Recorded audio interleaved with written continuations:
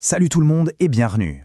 Aujourd'hui, on va plonger au cœur de la machine la plus incroyable qui soit, notre propre corps. Et plus précisément, on va explorer son centre de commande, le fameux système nerveux.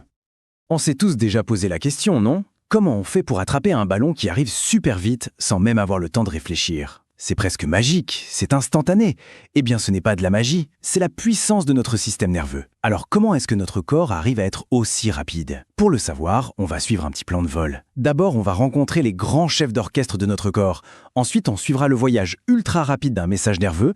Et pour finir, on verra pourquoi il est super important de prendre soin de cette mécanique de précision. Alors, c'est parti. Bon, alors comment ça fonctionne tout ça? Le plus simple, c'est d'imaginer notre système nerveux comme un circuit électronique hyper sophistiqué. C'est lui qui gère absolument tout, nos pensées, nos mouvements, ce qu'on voit, ce qu'on sent, bref, il est partout. Et dans ce circuit, qui sont les grands patrons?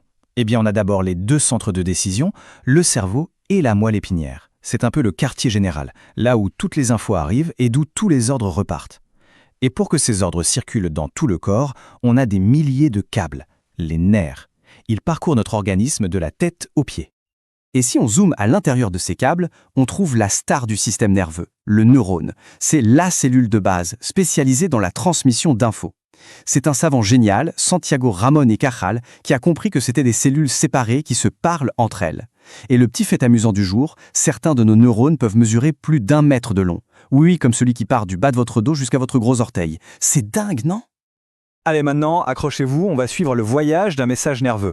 On va prendre l'exemple d'un basketteur qui s'apprête à recevoir le ballon. À partir du moment où ses yeux voient la balle, c'est le début d'une course folle à l'intérieur de son corps. Ce voyage se fait en 4 grandes étapes. Étape 1, la stimulation. Les yeux du joueur captent l'info, ballon en approche. Deuxièmement, cette info est transformée en un message électrique qui file à toute allure le long d'un premier neurone. Troisième étape, la plus délicate, la traversée de la synapse pour passer au neurone suivant. On va voir ça juste après. Et enfin, l'action. Le message arrive aux muscles du bras qui reçoivent l'ordre de se contracter pour attraper le ballon. Le tout en une fraction de seconde. Le point super important à retenir ici, c'est que le message, tant qu'il se balade à l'intérieur d'un neurone, il est de nature électrique. C'est vraiment comme une petite impulsion, une étincelle qui parcourt un fil à une vitesse phénoménale. On arrive maintenant au point de passage obligé, le moment clé du voyage, le passage entre deux neurones. Cet endroit porte un nom bien précis, la synapse. La synapse, c'est donc ce tout petit espace qui sépare deux neurones. Ils ne se touchent pas, et c'est là que toute la magie opère.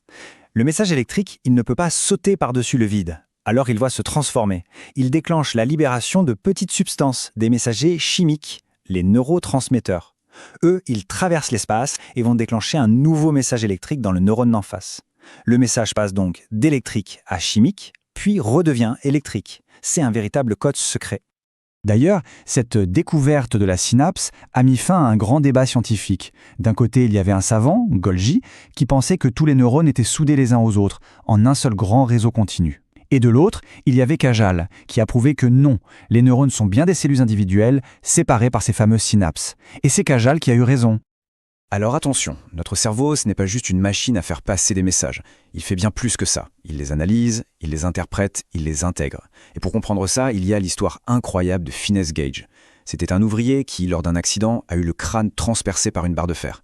Il a survécu, c'est fou, mais sa personnalité a complètement changé. Il est devenu impulsif, grossier, bref, il n'était plus le même. Son histoire a montré que le cerveau, c'est aussi le siège de qui nous sommes. Il a un rôle d'intégrateur qui est absolument fondamental. On vient de le voir, notre système nerveux est une merveille de complexité et d'efficacité. Et ça veut aussi dire qu'il est précieux, et donc un peu fragile. Il faut absolument en prendre soin. Voyons comment. Une mauvaise hygiène de vie, ça peut vraiment l'endommager. Le manque de sommeil, par exemple, on le sait tous. On est moins attentif en cours, on a du mal à se concentrer, nos réflexes sont plus lents. La consommation de certaines substances ou même une forte addiction au jeu, ça vient perturber ce qu'on appelle le circuit de la récompense dans le cerveau. En gros, ça dérègle complètement sa chimie naturelle et ça peut créer une dépendance très forte. Et tenez-vous bien, pour vous donner une idée de l'impact du manque de sommeil, retenez ce chiffre. Une personne qui reste éveillée pendant 17 heures d'affilée a les mêmes réflexes qu'une personne qui a bu 2 verres d'alcool et qui n'a donc pas le droit de conduire. Ça fait réfléchir, hein. Allez, pour être sûr que tout est bien clair, c'est l'heure du mémo SVT.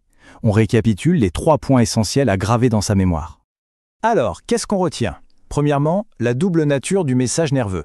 Il est électrique à l'intérieur du neurone, mais il devient chimique au niveau de la synapse pour passer au suivant.